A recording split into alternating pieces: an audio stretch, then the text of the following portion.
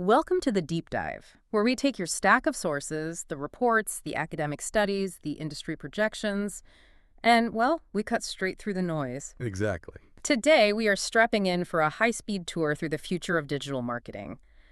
The period between, say, 2025 and 2026 isn't just seeing a little bit of change. Yeah, man. It's experiencing a seismic shift driven almost entirely by artificial intelligence and just a dramatically changing landscape of how consumers find and buy things. That's the perfect way to frame it. Our mission today is to distill the core strategies, the survival strategies, Wow. frankly, from all the reports you provided. And we've got some big ones. We do, spanning major industry names like HubSpot and Neil Patel, all the way down to some really granular academic research. The central tension, the thing we have to navigate, is how marketers can leverage this lightning-fast technology while somehow retaining that human connection. And customer trust. And customer trust. If you don't address both, you're going to fail.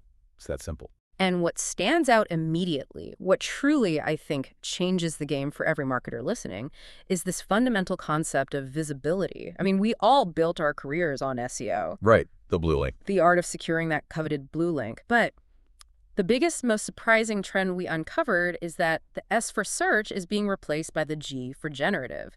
We are moving from optimizing for search engines to optimizing for generative AI. Or GEO, as we're calling it. GEO. Okay, let's unpack this shift, because it really is an earthquake, not a tremor.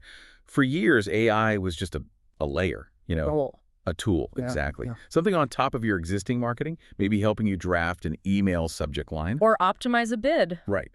But now, based on all the research, AI is the core system deciding what gets seen and what gets completely skipped. It's Yeah. the new gatekeeper. And this leads directly to the rise of what Neil Patel calls zero-click behavior. Wow. If you're a brand, this is the existential threat. Correct. Platforms like Google's Gemini 3 and those ubiquitous AI overviews are actively designed to give users synthesized answers directly on the search interface. So you don't even need to click. You no longer need to click through a list of links to get your answer, because the AI has already done the research for you, summarized it, and just presented the conclusion. But if zero-click becomes the norm, doesn't that make the whole GEO game just about becoming like a citation footnote That is the right question. instead of a destination? How do we monetize being a citable source versus earning actual traffic? And that's exactly why we need generative engine optimization.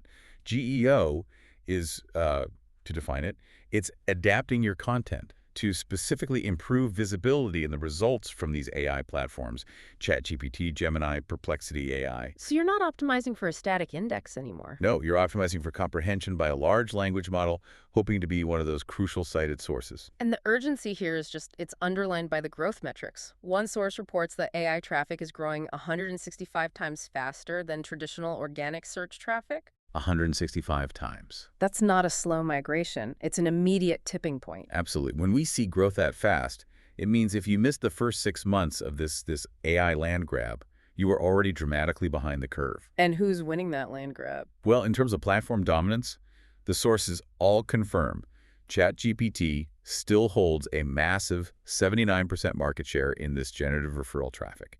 You have to optimize for the dominant player. So if that's the new landscape, let's talk about the fatal flaw of traditional SEO. Why is the system we've relied on for 2 decades suddenly failing? Well, traditional SEO was really focused on mechanical signals, right? Keywords, backlinks? Keywords, backlink profiles, and just securing a top spot in a list of links that, users were guaranteed to click. The new reality is that these AI search engines understand context. They understand deep intent, not just keyword density. So the strategic impact is what? If your content is too generic? As the sources point out, if your content is easily interchangeable with thousands of other blogs, it just becomes invisible to the AI. And we have specific data that illustrates this vulnerability. Searches using 10 words or more so complex conversational questions. The kind of questions people actually ask. Exactly. Those are 53% likely to produce an AI summary. That completely challenges the old keyword-first strategies we all used for short queries. Which leads us directly into the new GEO playbook, the foundation for what we're calling the authority machine. Okay. If you want to rank in this new AI era, you have to embrace the AI's preference for authority and for consensus. Mm-hmm. The research found that a huge majority of AI search results, 88%, cite 3 or more sources. Okay, let's drill down into that 88% number. It means a brand can't just write one great blog post anymore and call it a day. No. If I'm a medical clinic trying to get cited, I need to collaborate, I need to cite academic papers, build consensus with other authoritative sites. It becomes a collaboration challenge. Not just a content challenge. Mhm. Precisely. That is the definition of the authority machine. A system designed to consistently generate content that is factual, citable, and aligns with expert consensus. Making it indispensable to the LLM. Exactly. So tactically, how do we structure content for these large language models? It comes down to clarity and format. Instead of, generic claims, your content needs factual statement clarity, meaning you should use quotable, specific statements that the AI can easily parse and cite. Something like, our proprietary GEO strategies increase client organic traffic by an average of 38% within 90 days. So you're giving it a knowledge nugget, as they say. You're giving it a knowledge nugget, a concrete, citable piece of information. Mhm. And you also have to lean into the conversational nature of the search itself. Right, because people are asking questions. Absolutely. Searches that form questions, queries, starting with who, what, when, or why, they result in AI summaries 60% of the time. So you have to answer the question directly. Right at the top. Yeah. Anticipate the user's intent. And this focus on clear, answer-driven content is why the top applications for AI in marketing right now are what they are. Content creation at 35% and data analysis at 30%.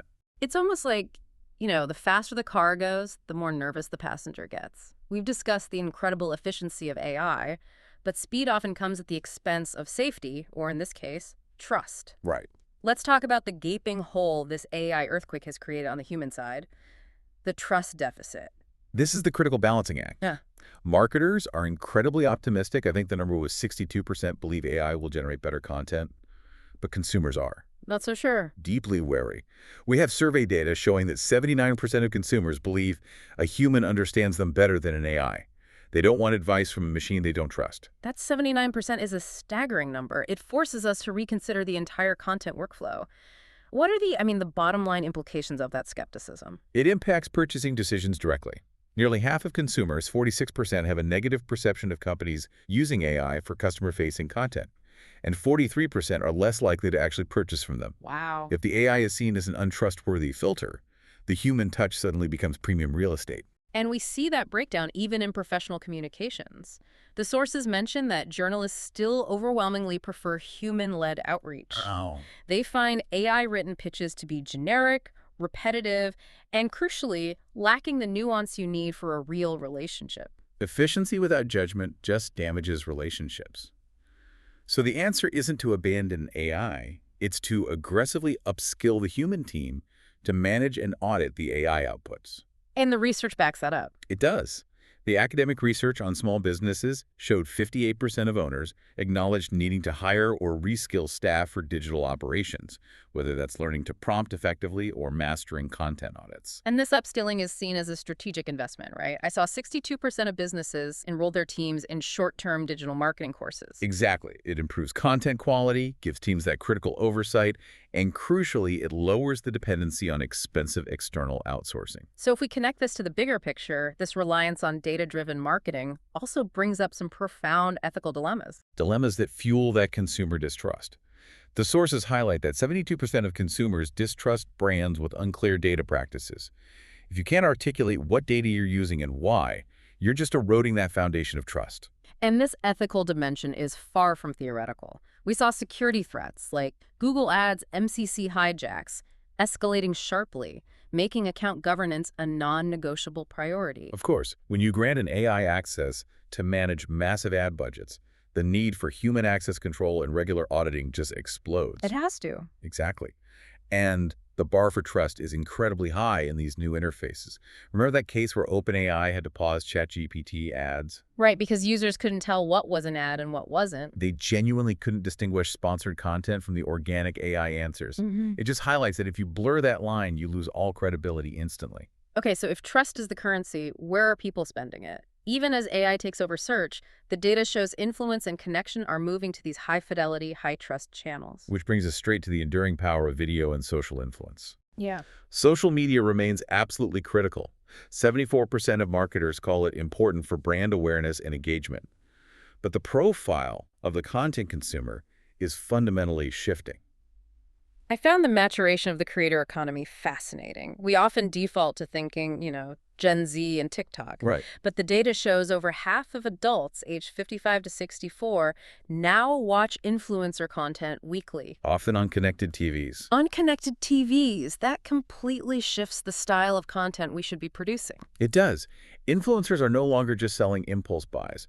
They are shaping consideration and trust for much higher value purchases, crossing into mainstream media behavior. And the influence is measurable. Very measurable. Almost half of consumers have purchased a product based on an influencer's recommendation, and 58% believe the hype when a product goes viral. That's organic trust driving exponential growth. And for the B2B side, video is clearly no longer a luxury. LinkedIn is reinforcing its position, reporting continued double-digit growth in video uploads and watch time. Which just shows that even in professional contexts, there's an increasing demand for human-led, authentic storytelling over just dense text. Absolutely.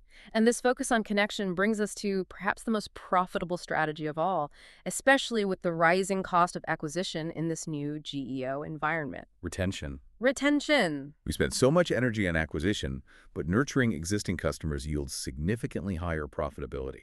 And the sources confirm this among small businesses, those using simple strategic digital tools like WhatsApp broadcast lists, loyalty emails, Instagram stories. The basics. The basics for engagement reported a remarkably high retention rate, between 60 and 70%, plus higher repeat purchases. Simple strategic efforts to nurture current buyers pay off dramatically. It just proves the digital focus should be balanced between the flashy new GEO tactics and, foundational customer care. This is a perfect segue into the small to medium business playbook, which proves digital marketing isn't just a competitive edge anymore.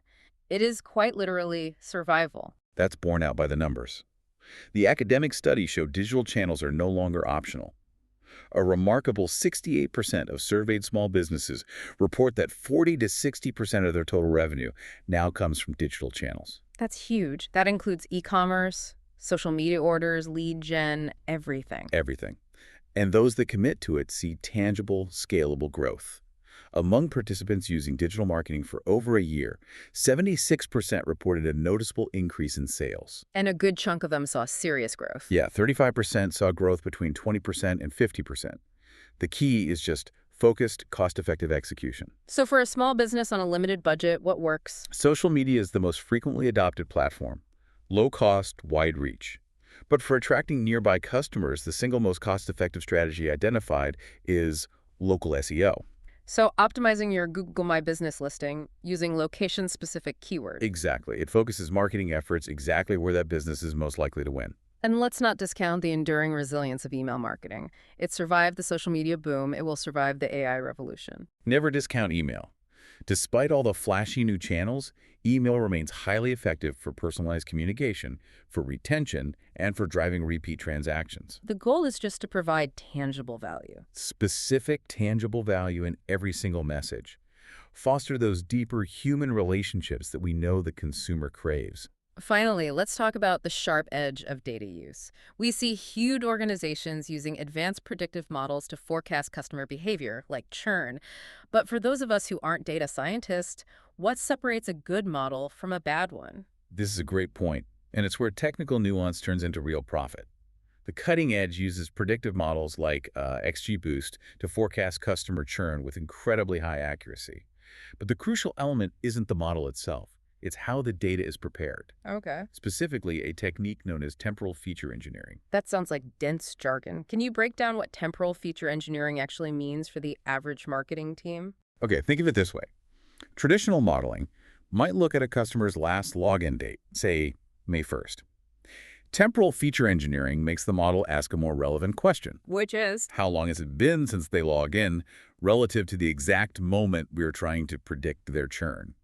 It's about setting a moving reference point. So instead of a fixed historical date, the model only cares about the elapsed time, the days since last login, calculated moment to moment. Exactly. This temporal refactoring maximizes the predictive signal and drastically reduces bias, which is why that approach won first place in a major data science competition on churn prediction. It's how raw data turns into measurable profit because it tells you when to intervene. That was an incredibly dense and valuable deep dive.